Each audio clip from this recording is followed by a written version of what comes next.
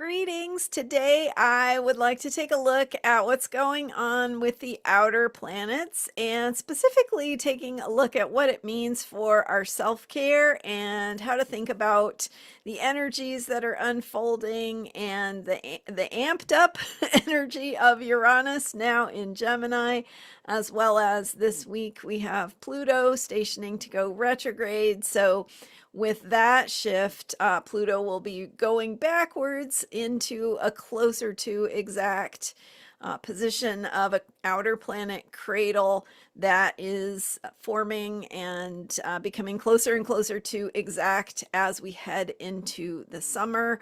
Will be its closest around the 20th of July with Jupiter joining the three outer planets that are already in this alignment. I'm Marina Orms here with your Astro perspective for Sunday, May 3rd. And last week I shared actually a repost from last year of my conversation with astrologer Jenny Webb. We looked at some of the history of changes in technology and what has shifted so quickly in our communications and our thinking and technology, what we're capable of in the past when Uranus has been in Gemini. So of course, that those shifts and those changes that activate the energy of things moving faster, especially around communication and electrical impulses. So Uranus is the planet of lightning bolts. So electricity, sudden change, flashes of insight, all of those go along with that Uranus energy. But think about how this feels in our nervous system, which is our internal communication, how the parts of the body communicate with one another through the electricity that moves through our nervous system. And so what does it feel like when we have those electrical impulses kind of on steroids moving through that traffic jam of an already overloaded nervous system? So, this is for the next 7 years. So we have to think about how we're going to take care of ourselves long term. And it's stressful, right? It's a lot of information firing quickly, a lot of stimulation. So what we have in our toolkit to counter that extra stimulation, extra information that we have to process so quickly, we have the capacity to tune in with ourselves, to breathe. Remember, breath and goes along with air. Gemini is an air sign. So one of the most powerful ways we have to work with this energy of extra stimulation, sudden change, fast moving input, stimulation, is to slow ourselves down with the breath. And so paying attention to your breath is going to be a go-to tool for the next 7 years, as if it wasn't already. I think the breath is one of our most powerful tools for self-care because we can do it right away. And we don't have to have the right conditions. We don't have to have, anything like in its perfect state to be able to go, oh, wait, let me just focus on my breath, because it's always, as long as we're alive, we're breathing. So even the simple act of paying attention, just paying attention to your breathing, not the unconscious breathing that we do all the time. Thank you very much, universe. But the conscious breathing, or the conscious way we can pay attention to how the in and out is taking place. And so we can start by first noticing, am I breathing? What is that breathing like, right? Because sometimes you might hold your breath if you're feeling stressed or overwhelmed, or a lot is coming at you. You might hold your breath. You might breathe more quickly. So just noticing, right? That is absolutely the first very accessible step to handling this extra stimulation. So what is your breath doing? Just noticing. And then once you notice, you can begin to gently think about things like slowing your breath, breathing more deeply, counting even, like, right, 1, 2, 3, 4, 5 to breathe in, taking in that full breath, and 1, 2, 3, 4, 5 to breathe out. And thinking about how deeply you're breathing. And just so again, it's just about noticing, paying attention. And as soon as your consciousness is tuning in with that ability to breathe more slowly, more deeply, now you have more ability to regulate and to intentionally notice what's happening in your body, send love, send patience, send kindness, and sort of manage some of that that may be amping you up or sending you into stress response, and slow that down. And so the breath is a really, really powerful tool for us to work with Uranus in Gemini. The other thing that happens when we slow down our breath and pay attention and breathe more deeply and notice what's going on in our body is that we've stopped focusing on the thing that is causing the stress, right? So we can bring our attention inward, bring our attention into our breath, and begin to notice that there is a new or different possibility. So we get stressed when we think we don't have choices, or we feel frightened for whatever reason, or worried or overwhelmed. And we can start to create that space where new possibilities and new choices can come into our awareness, where we can go, oh, there's another way I could think about this. Not just that, but also literally when we create space, when we set intention, when we are doing these practices of slowing down, of mindfulness, we can actually create the solutions to the problems. And when I say create, I mean that we have the ability to stop stop shutting our minds down from where those possibilities might be coming from. And the energy of Uranus, what is so cool about it is that it helps us get outside our limited view. So it is, the classic thing for Uranus energy is that it's outside the box thinking. So when you're when you're not seeing possibility, when you're stuck in your framing that something is overwhelming or scary or worrisome or whatever, you get in that box and you stop seeing that there's another way of seeing things, or there's a place where solutions might come in that you don't see yet, or you don't know yet, or there's problem solving that exists outside of what you know from the past. So when we can, and focusing on the breath is a great practice to help us access these shifts in consciousness that help us get outside that box to create the space where the answers can come.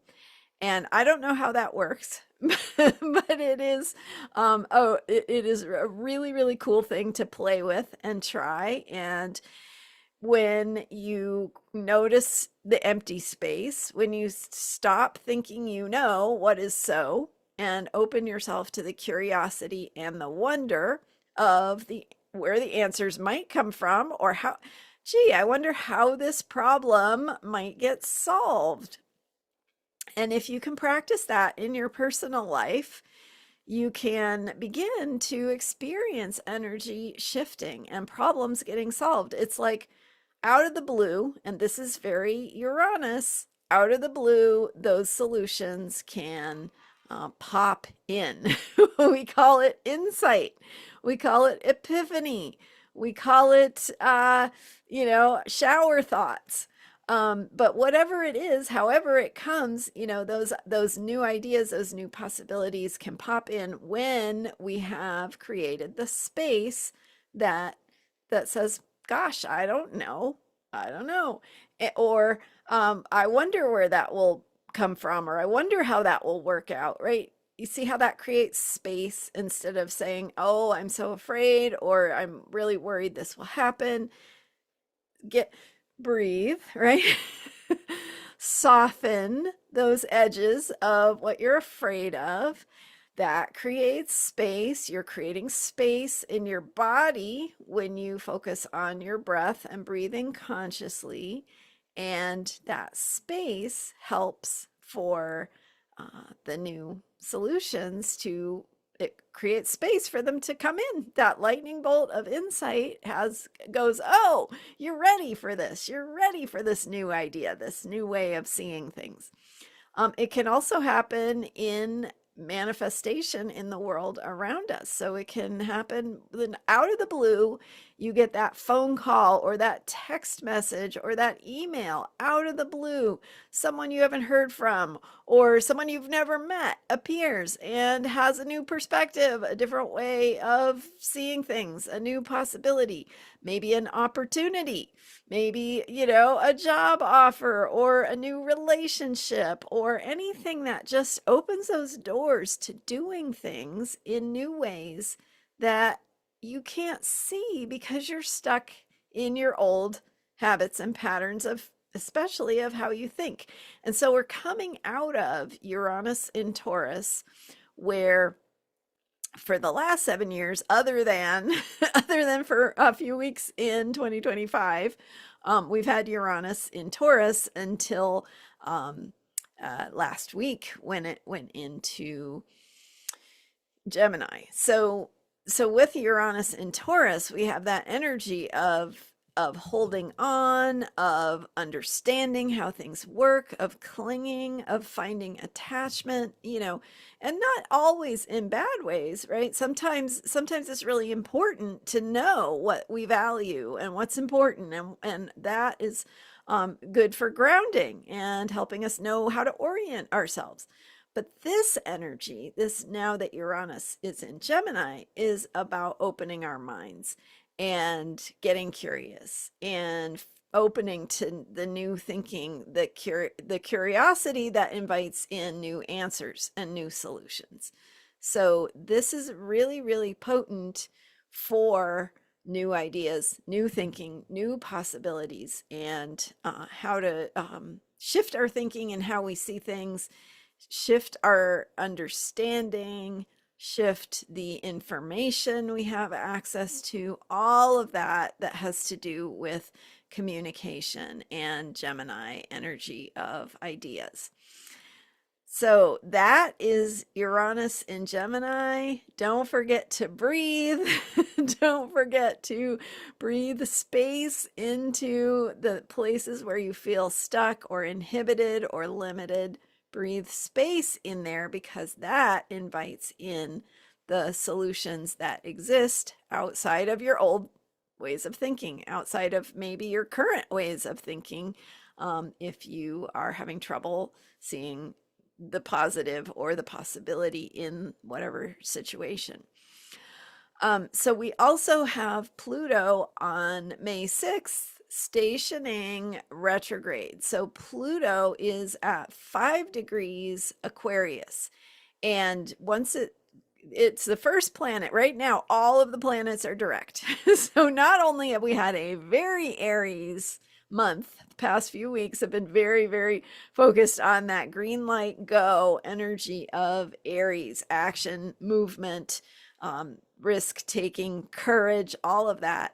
And now we and in addition to that, all of the planets have been direct, which it usually happens each year for varying amounts of time, but it's most of the time we have something retrograde. So when we have everything direct like that, it really is where we see movement in the outside world, where we see things change. We see things moving and developments and circumstances changing. So right now, they're all direct until May 6th when Pluto stations retrograde. So Pluto, this outer planet, the slowest moving of the 10 planets that we look at in modern astrology. There's different ways of including asteroids and all those things. But if we just stick with the 10 planets, Pluto is the furthest out there. It is the slowest moving. It spends many years to decades in a sign. It takes about 250 years to go around the zodiac. So it's more than one human lifetime. And that, anyway, that energy of Pluto stationing to go retrograde back from 5 degrees Aquarius, it's heading backward in Aquarius, reviewing some territory it's been over, and it is coming back to closer to that exact sextile with Neptune, closer to as it's coming closer also to its trine with Uranus, which as Uranus moves direct, it moves closer into that 120-degree trine. So triangle in the sky basically, and that, so as Pluto goes retrograde and everything begins to come closer to this very close to exact cradle formation in July. We've had the double sextile since 2024. I mean, it depends on what kind of orb you use, but that energy is with us. What it means is that, yes, things are changing, scary, falling apart, chaotic, disorienting. All of that is happening. But at the same time, that needs to happen because this very creative energy says, how do you want to do things? What would you like things to look like? What would it look like if problems of the last few decades, centuries, even millennia were solved? like like things that we don't even see as possible to fix because they've been that way so very long.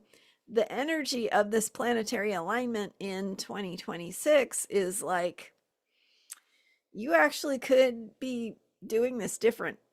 And so that's part of what is disorienting to us, is that we have to let ourselves be big enough, right? Expand into these possibilities enough to see what's possible, enough to see ourselves as capable, enough to see ourselves as creating that new way forward. And it's a lot. It feels really big, but it's also really, really exciting. So anyway, as Pluto now stations retrograde, that energy of Pluto, power, truth, transformation, goes inward, goes into a review process. We get to reevaluate our own power, how we transform the people power of Pluto in Aquarius, the power of communities, the power of the individual, the power of freedom, liberty, all of that stuff. We're going to go inward, where we get to go, okay, what is happening in the world and how do we need to rethink, reevaluate, reconsider how we work together to create that future that is so important to us.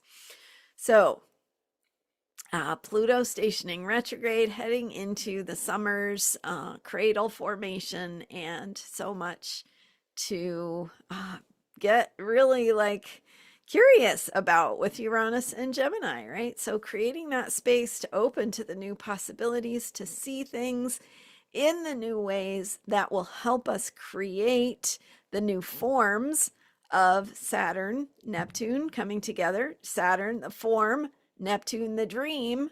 How are we going to concretize or solidify or crystallize the dream and what we can imagine? How do we make that? How do we move forward in the world? Aries, action, movement to make that happen. Very fiery with that Aries energy, but also the air of Pluto in Aquarius and Uranus in Gemini says, how are you thinking about this? And how are the new ideas? How are you creating space for those new ideas to be able to see how to do this? And the innovation and the new thinking and the new ways that we can come together to stimulate ideas and conversation. The Gemini energy of let's just toss some ideas around, let's brainstorm, let's think out loud. All of that is a great way to access those insights and those new possibilities and new ways forward. So those are my thoughts for today. Thank you so much for joining me, and stay tuned. Check out transformationalastrology.com for more updates and content from me. Stay tuned. I've got some exciting things in the works, and thank you for subscribing to this YouTube channel. I'm here every day with astrology for unshakable self-care, and I will see you next time. Bye for now.